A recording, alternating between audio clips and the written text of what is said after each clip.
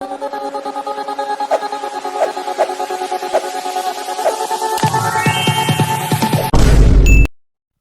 Hello viewers, நம்ம இன்னைக்கு இந்த வீடியோவில் எந்த விஷயத்தை பற்றி பேச போகிறோம், யாரை பற்றி பேச போகிறோம் அப்படின்னு சொல்லி கேட்டோம் அப்படின்னா, ஸ்ரேயஸ் ஐயர் இருக்கார் இல்லையா.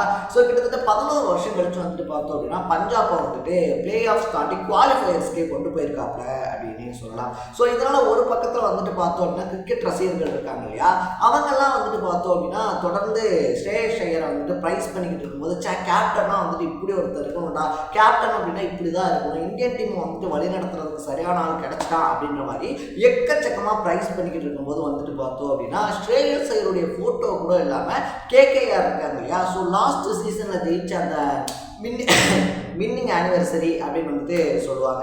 அதாவது எப்படி சொல்கிறது, வின் பண்ணி 1 வருஷம் ஆயிடுச்சு அப்படின்னு வந்துட்டு சொல்லுவாங்க இல்லையா. ஸோ அந்த செலிப்ரேஷன் வந்துட்டு பார்த்தோம் அப்படின்னா ஸ்ரேயஸ் ஐயர் இல்லாமல் வந்துட்டு வெளியிட்டிருக்கக்கூடிய புகைப்படம் அப்படின்றது ரொம்ப பெரிய சர்ச்சையை கிளப்பிருக்கு அப்படின்னு சொல்லலாம். ஒரு பக்கத்தில் வந்துட்டு பார்த்தோம் அப்படின்னா பிசிசி இருக்காங்க இல்லையா, தொடர்ந்து கன்சிஸ்டண்ட்டாக வந்துட்டு ஐபிஎல்ல விளையாட்ட சாய் சுதர்ஷனுக்கு இடம் அப்படின்றத கொடுத்துருக்காங்க.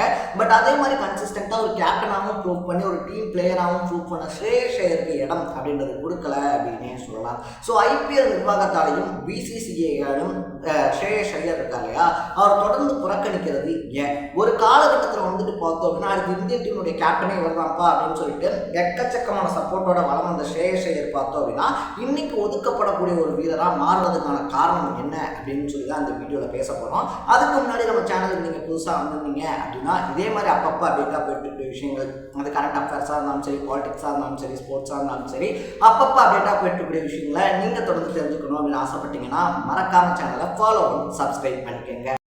ஸோ ஃபர்ஸ்ட் ஆஃப் ஆல் ஸ்ரேயஸ் ஐயர் வந்துட்டு பார்த்தோம் அப்படின்னா தனக்கு கிடைக்கக்கூடிய சான்சஸ் அப்படின்றது இல்லையா, அது தொடர்ந்து வந்துட்டு தன்னை ப்ரூவ் பண்ணிக்கிட்டே இருக்கக்கூடிய ஒரு பையன் அப்படின்னே சொல்லலாம். ஸோ லாஸ்ட் இயர் வந்துட்டு பார்த்தோம் அப்படின்னா பிசிசிஐ இருக்காங்க இல்லையா, பிசிசிஐ வந்துட்டு ஸ்ரேயஸ் ஐயருடைய கான்ட்ராக்ட் அப்படின்றதையே வந்துட்டு கேன்சல் பண்ணுறாங்க.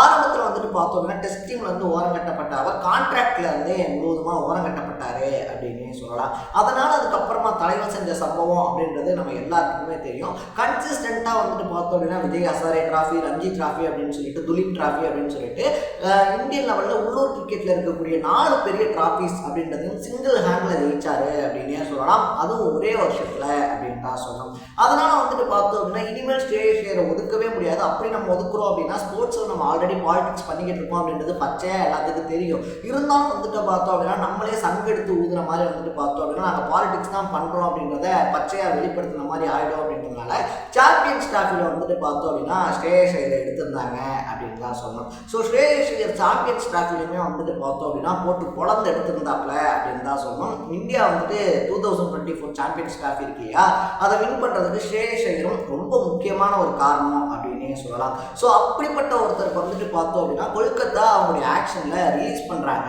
அப்படின்னு தான் சொல்லணும். ஸோ முன்னாடி வந்துட்டு பார்த்தோம் அப்படின்னா டெல்லி கேபிட்டல்ஸ் இருக்கு இல்லையா, டெல்லி கேபிட்டல்ஸ் வந்துட்டு பிளே ஆஃப்ஸுக்கு கூப்பிட்டு போயிருந்தாரு.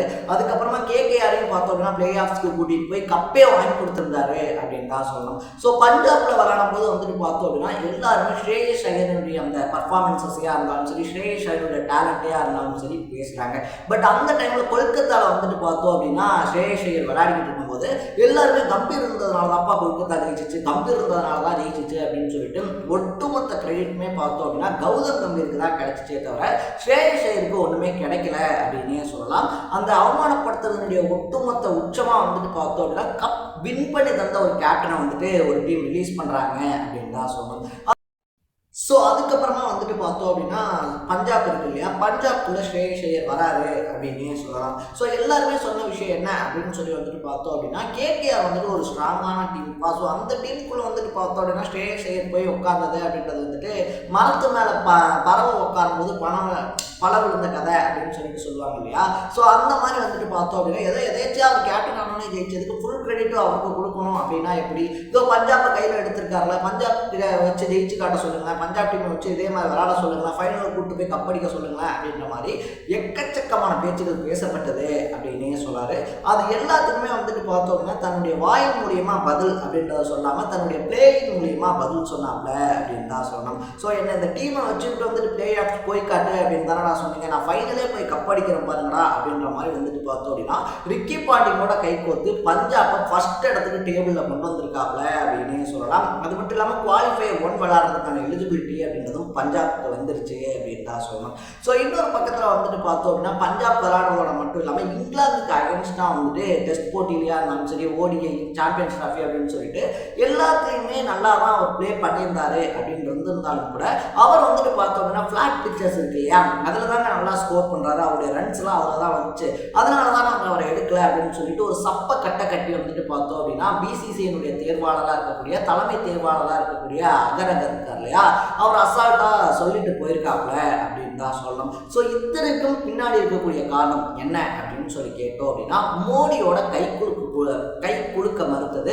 அது மட்டும் இல்லாமல் வந்துட்டு பார்த்தோம் அப்படின்னா அதை தாண்டி வந்துட்டு பிசிசிஐ கூட இருக்கக்கூடிய மோதல் இருக்கு இல்லையா, ஸ்ரேயஸ் ஐயரை வந்துட்டு பார்த்தோம் அப்படின்னா எல்லாருமே ரவுடி ஐயர் அப்படின்னு வந்துட்டு தான் சொல்லுவாங்க. ஸோ வேர்ல்டு கப் டைம், இந்த சாம்பியன்ஸ் ட்ராஃபி டைம்ல வந்துட்டு பார்த்தோம் அப்படின்னா ஸ்ரேயஸ் ஐயர் இருக்கார் இல்லையா, மோடி வந்துட்டு எல்லா பிளேயர்ஸோடையும் கை கொடுக்குற மாதிரி ஒரு வீடியோ அப்படின்றது இருக்கும். அது ட்ரோலாக கூட ஒரு சில வீடியோஸ் அப்படின்றது ஷேர் பண்ணப்பட்டுச்சு அப்படின்னு சொல்லலாம். ஸோ அப்படி வந்துட்டு ஸ்ரேயஸ் ஐயர் கிட்ட மோடி வரும்போது வந்துட்டு பார்த்தோம் அப்படின்னா ஸ்ரேயஸ் ஐயர் அதை வந்துட்டு கை கொடுக்க மறுத்துட்டாரு அப்படின்னு வந்துட்டு சொல்லப்படுது. இதனால தான் வந்துட்டு பார்த்தோம் அப்படின்னா லிஸ்ட் ஏ இருக்கு இல்லையா, ஸோ இந்தியன் கிரிக்கெட் அணியினுடைய கிரிக்கெட் அணியுடைய கேப்டன் ஆவாரு அப்படின்னு சொல்லி எதிர்பார்க்கப்பட்ட ஸ்ரேயஸ் ஐயர் தொடர்ந்து புறக்கணிக்கப்படுறாரு ஐபிஎல் அணிகள்லையும், அது மட்டும் இல்லாமல் இந்தியன் கிரிக்கெட் டீம்லையும் அப்படின்னே சொல்லலாம். ஸோ இந்த மாதிரி வந்துட்டு நல்ல எலிஜிபிளான ஸ்கில் இருக்கக்கூடிய ஒரு பேரை வந்துட்டு பாலிடிக்ஸ் ரீசனுக்காக வந்துட்டு பந்தாடுறது அப்படின்றது இந்தியன் டீமுக்கு தான் ரொம்ப பெரிய லாஸே தவிர அவருக்கு கிடையாது அப்படின்றதான் என்னுடைய personal point of view. But இவ்வளவு தடைகளையும் இவ்வளவு பாலிடிக்ஸையும் தாண்டி வந்துட்டு பார்த்தோம் அப்படின்னா ஸ்ரேயஸ் தனக்கு கிடைக்கக்கூடிய ஒவ்வொரு வாய்ப்பையும் அட்டகாசமாக பயன்படுத்திக்கிட்டு இருக்காப்ல அப்படின்னு தான் சொல்லணும். ஸோ நீங்கள் ஸ்ரேயஸ் ஐயரை பற்றி என்ன நினைக்கிறீங்க அப்படின்றத கமெண்ட்டில் போட்டு இதே மாதிரி அப்பப்போ அப்படின்னா போயிட்டு இருக்கக்கூடிய விஷயங்கள், அந்த கரண்ட் அஃபேர்ஸாக இருந்தாலும் சரி, பாலிடிக்ஸாக இருந்தாலும் சரி, ஸ்போர்ட்ஸாக இருந்தாலும் சரி, அப்பப்போ அப்படின்னா போயிட்டு இருக்கக்கூடிய விஷயங்களை நீங்கள் தொடர்ந்து தெரிஞ்சுக்கணும் அப்படின்னு ஆசைப்பட்டீங்கன்னா மறக்காம சேனலை ஃபாலோ பண்ணி சப்ஸ்கிரைப் பண்ணிக்கோங்க. நாளைக்கு இதே மாதிரி இன்னொரு இன்ட்ரெஸ்டிங்கான வீடியோட சந்திக்கலாம். தட பை பை.